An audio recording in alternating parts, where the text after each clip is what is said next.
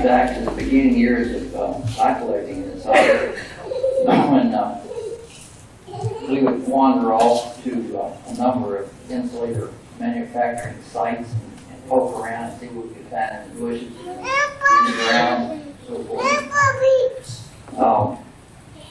There in Covington, at the Hemingray site at Covington, of course it was located right on the riverbank, and back early in the 50s, the Corps of Engineers, in order to protect Covington from some of the problems that were encountered very early on, built a flood wall right through the location of a part of the Covington in the Hemingray works site in Covington. In doing that, they bulldozed a lot of material over the riverbank, and you could pick up lots of interesting things there early on in the 70s, early in the 70s, up in as late as early 80s. Things like pretty good portions of chambers, some odd telegraph glass there, all kinds of interesting fruit jar and bottle shards. Later on, we heard about the dump up in Muncie, and we went there and we just poked around and scratched the ground and discovered a lot of things, and some others did at the same time. There were those who went in with backhoes and more organized, and I say organized in terms of the equipment used, poked around in the ground there, and a lot of really interesting things came out of the ground at that time, like the CD-162s with the brass bolts cast in them. The Hemingray operation, this led them to doing some more extensive research into the ground buildings, and they've accomplished what I guess really amounts to amateur archaeological investigation of the site. Now, with all that said, I want to introduce these three gentlemen to you. One is Bob Stahr, who's from St. John, Indiana. Roger Lucas from Columbus, Indiana, and Darin Cochran, who's from Annapolis. These three have done a lot of work at the site, and they're going to tell you today about their findings and their efforts in those findings.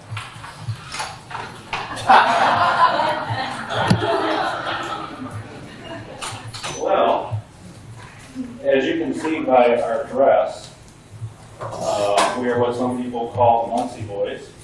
That is that we've been digging at the Muncie factory for the past several years.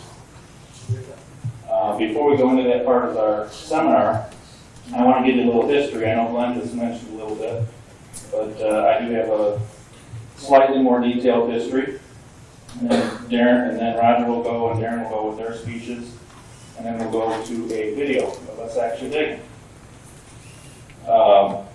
First of all, the very first factory belonging to the partnership of Gray and Hemingray was located in Cincinnati, in downtown area, and they started that in 1848. It was in a garage-sized building that they had rented for a period of approximately 4 years. From that very beginning, they made bottles of all kinds, lightning rod insulators, jars, and apothecary wares. In 1851, after purchasing land that they had seen earlier, they built their new factory across the Ohio River in Covington, Kentucky. They continued to make those same wares, but they added a few new lines in the coming years. These included fruit jars, oil lamps, assorted tableware, railroad lanterns, etc. The location of this plant directly on the Ohio River was both a blessing as well as a hindrance. Sand, coal, and other glass-making materials would be easily loaded on barges at the foot of their plant. However, there were many instances of their plant being flooded by the Ohio. In 1883, the plant was under approximately 6 feet of water. By the 1880s, the Covington factory had almost outgrown its property there, and in 1887, it was only logical that the Hemingways accepted an offer to move to Muncie, Indiana, when natural gas was struck in that area. The Muncie plant was promptly built on the south side, across from the Ball Brothers and Indiana Bridge Companies. Glass was flowing at that factory by the fall of 1888. I believe parts of the Covington operation would remain in simultaneous operation through 1892. In June of 1892, the Hemingways did receive quite a blow to their operation. Their entire factory in Muncie burned to the ground. Instead of closing Muncie and moving back to Covington, the Hemingways rebuilt their plant bigger and better than ever. The Covington operation was subsequently closed completely except for a sales office. During the Muncie years, the Hemingways produced bottles, jars, oil lamps, battery jars, railroad lantern globes, tableware, and all sorts of glassware besides their famous insulators. Because of the expansion of telegraph, railroad, and power lines, however, the insulators would have a greater demand. By 1905, Hemingway laid off their lamp shops completely, and later their jar shops would close as well. For the next several years, Hemingway was making almost exclusively insulators. Not until approximately 1924 would Hemingway return to an original line in a big way. Because of great success with automatic insulator machines, the plant gained excess capacity for making glass, and the natural market for them to return to was the manufacture of soda, water, and other beverage and utility bottles. This turned out to be a rather large business for them. In May of 1933, it was a shock to the community when it was announced that the giant glass company, Owens, Illinois, had purchased the plant. Owens, Illinois, also known as OI, had a great display at the 1933 World's Fair in Chicago. It was a building made of a new material called glass building blocks. Owens, Illinois had plans for this plant, though.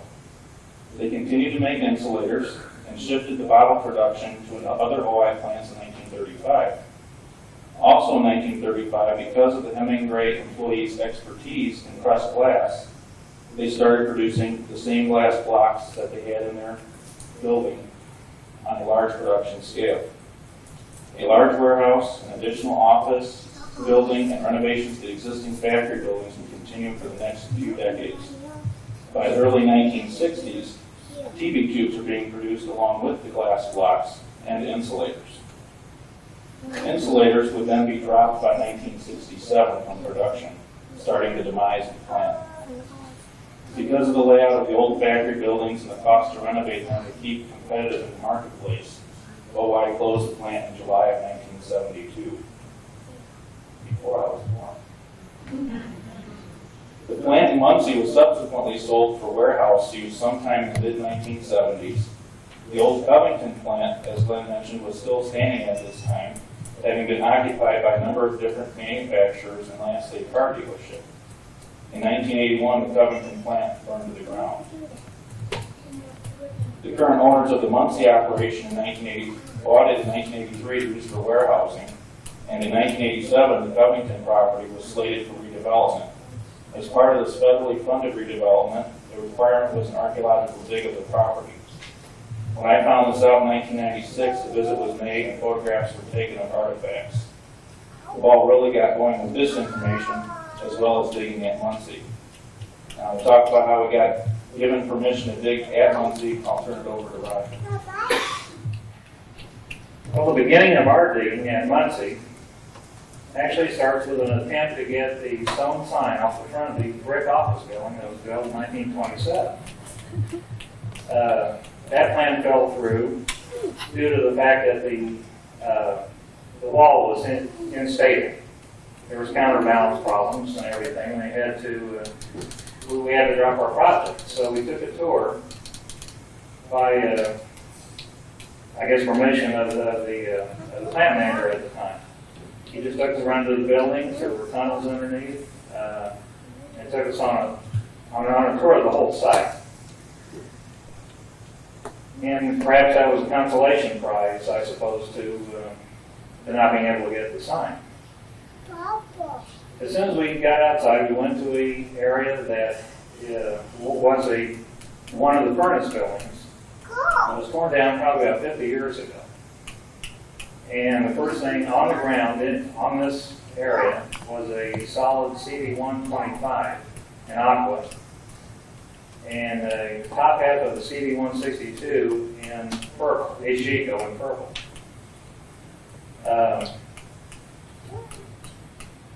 We looked at, Darin and I looked at each other in amazement because all of a sudden, here's these two good insulators laying on top of the ground, so we knew we had to dig.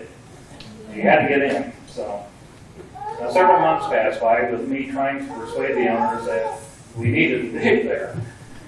So finally, in the spring of '94, probably about 6 months later, we were allowed to come out to dig, not just look at the plant. At first, we located all kinds of insulators anyway. And of course, that's what we started to look for. And as it went on, we started coming up with bottle shards, ice blue bottle shards, 7 green bottle shards, and then just things we did not know. Clear items from later, 1950s, 1960s in Drummond, Illinois. Well, since the Mid-Ohio show was going to be a NIE regional in 1995, Darin and I decided to break our silence, if you will, and go ahead and display.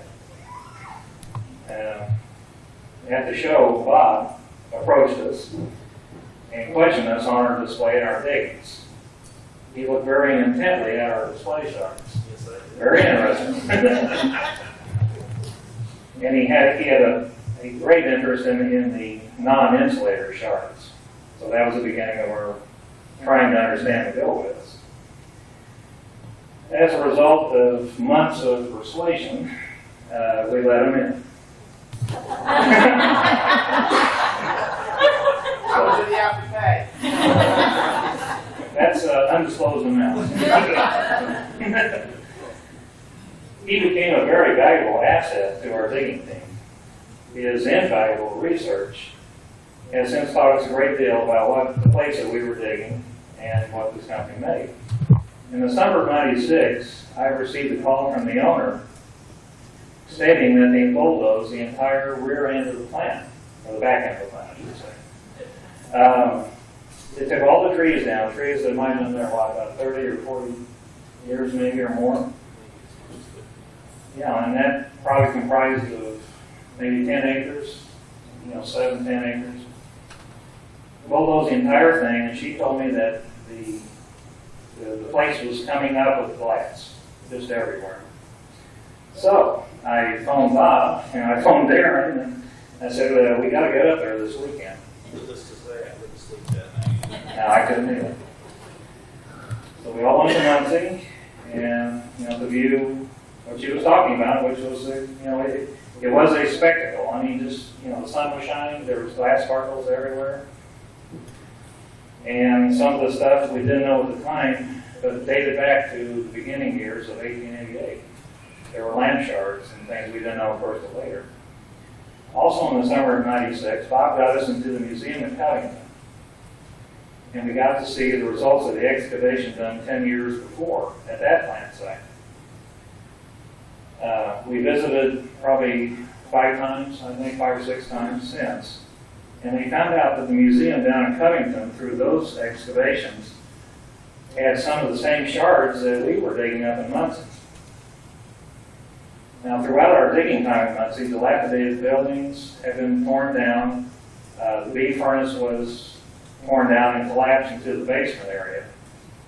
And it's still about halfway done.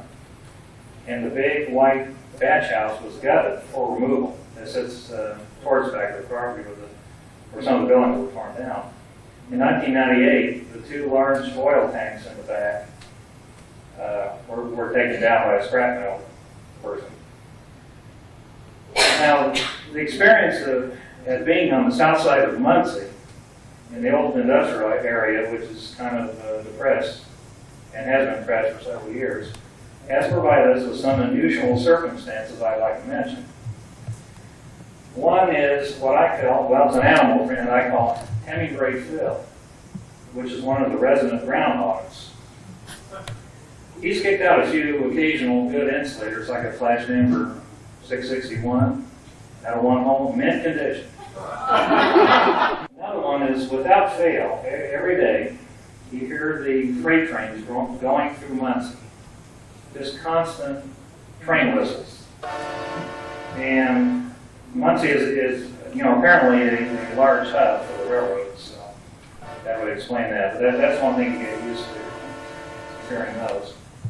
Now, on a couple of occasions recently, I've heard gunshots in the nearby woods, followed by swarming police. So, speaking of police, we've been visited probably half a dozen times by Muncie's finest. And since we had permission, of course, that keeps us out of jail. I'll put it that way. So. Now, on one occasion, I was visited by a policeman who drove onto the property probably 2 blocks from Macedonia Avenue into the property. I was in Football Corner, which is on the south end of the area. And I popped my head out of the hole because I heard somebody driving up, and there was a Muncie City police car. And he came out and he asked me what I was doing. I said, well, I'm digging a hole here. And he saw the glass around, and I said, well, we're trying to research a company, glass company. There's 3 of us. And he said, I said, there used to be no glass company here. And he said, oh, yeah, the old Hemingway's factory. I said, yeah, that's right. And he said, do you own the place? And I said, no. And he said, well, who does? And I said, well, here they come. The owners came up behind his police car in a golf cart that he owned to travel around the property with. So he went over to talk to them, and I guess it was case closed. That was the end of that. So, but we've had other instances with police there. All of which were good. Yeah. Yeah, all was good. I mean, they have, the police kind of watch the area anyway, because there's been vandals, there's been a little bit of arson problems in there. One of the back buildings has been burned on one end. It's a machine shop or something. And they've had vagrants in the buildings living. So, that does give us kind of, not just protection for them, but protection for us as well.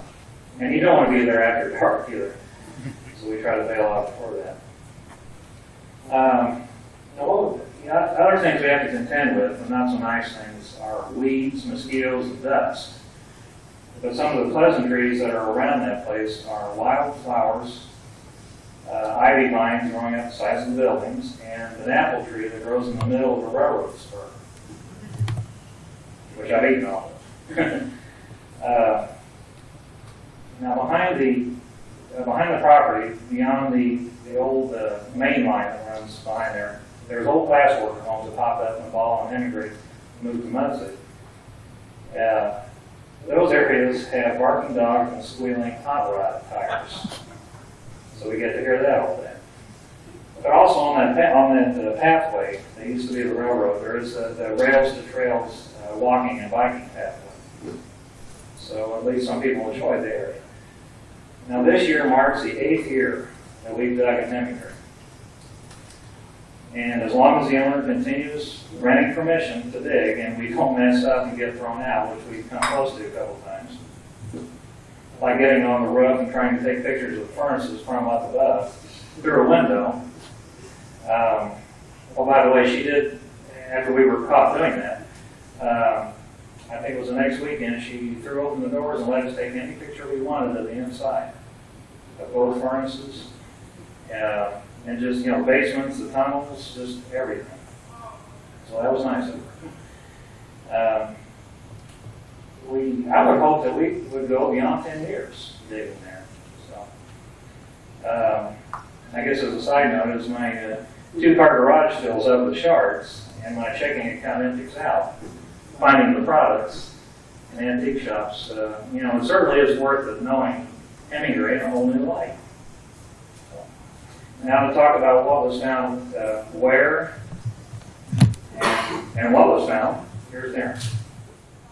As most of you heard, the old Hemingray town, which is located several miles west of the plant, we have not dug here. All of our finds came from the original factory site located on Macedonia Avenue. We've dug in many areas around the plant. just about anywhere you put the shovel on the ground, you can find glass. There's glass everywhere. And we've given names to certain areas that we dig in. I want to talk about a few of them. The first area we call the foundation dome. This was a building that had a basement. They tore down the building and collapsed everything into the basement, including large quantities of sand, furnace blocks weighing up to 300-400 pounds. When you dig down to them, you can't move them. You got to dig around them or break them up to get them out of your way. And insulators. Some of the insulators are D990s, D510, D512. Most of the applied caramel insulator that we found came out of this area. And also the 7-up D990s and the 7-up 155.6 came out of this area.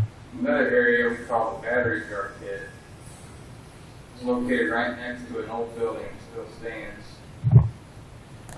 This hole had brick, sand, and real old Hemingray products, and including battery jars that they produced. So that's how we learned what battery jars they made. Another area is Cobalt Corner. This is an area right next to where the mold shop building used to be. Piles of cobalt chunks, some of the weighing much as 80 pounds, plus cobalt signals came out of this area. And right next to that area is a spot where fluorescent green, unlisted color signals came out of. Towards the rear of the plant, we have what we call the tanks area. There was 2 large oil tanks that were used to fire the old furnaces. They were since torn down. Around that area, a lot of ice blue bottle parts from the 20s and 30s around here. Hemingray 42 parts, including solid 42s. And if you go down about 5 feet deep, you'll get into the 1880s, 1890s there stuff. See, one other area I want to talk about is what we call the berm. This is kind of like a dead area between Hemingray and a factory next to Hemingray called Indiana Bridge Company. The 233, CD233 Hemingray 42 came out of this area. And also, if you go about 5 or 6 feet deep, there's a lot of old lamp shards, all kinds of, anything they made from 1880s, 1890s in that area, you can find there. These are the main places that we dig. There's still many areas that we haven't dug and still need to be explored. And hopefully we can get to these areas and find out what's in them. Thank you. Okay, we're going to watch a video now.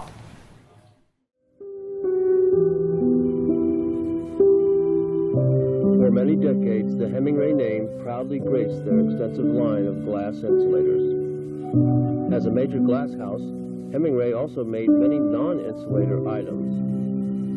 Of all those items, only a portion of their highly detailed refrigerator water bottles actually carried the Hemingray name.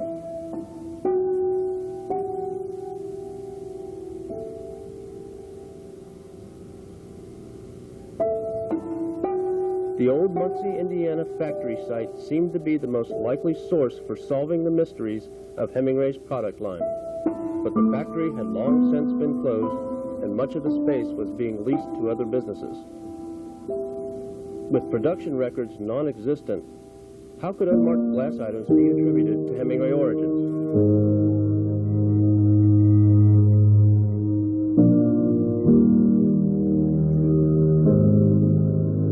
It appeared the secrets of Hemingray production would forever lie below the surface of the ground surrounding the old factory site. But forever was about to change.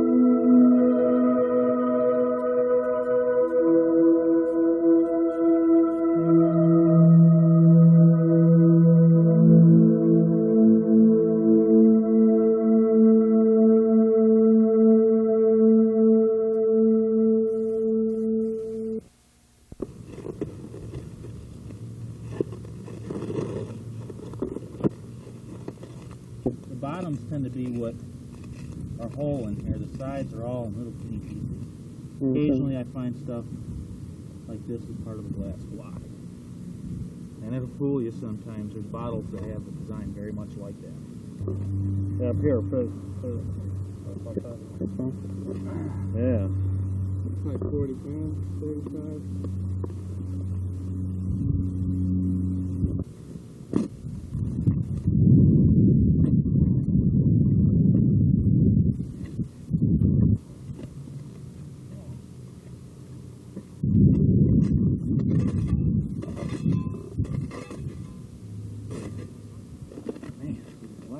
Hard to dig in glass.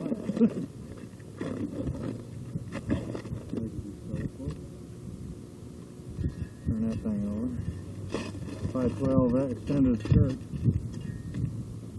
This is how it is. Once you get in there, it's just nothing but.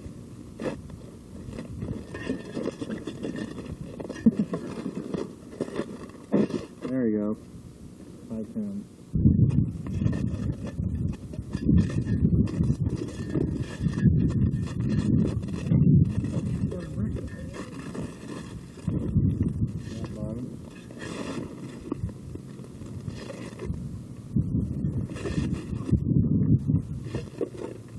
Purple.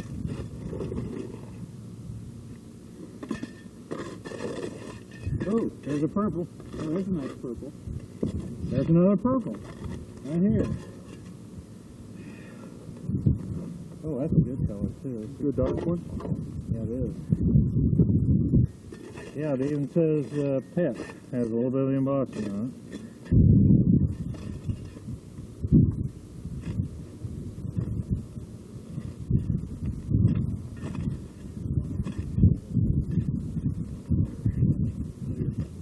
The Hemingray 109 is cool. It's bloody.